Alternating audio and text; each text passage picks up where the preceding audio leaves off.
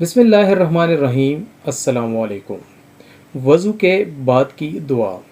جب بھی آپ وضو کر لیں تو یہ دعا پڑھیں: اشہد ان لا الہ الا اللہ وحدہ لا شریک لہ واشہد ان محمدا عبدہ ورسولہ اللہم اجعلنی من التوابین واجعلنی من المتطہرین۔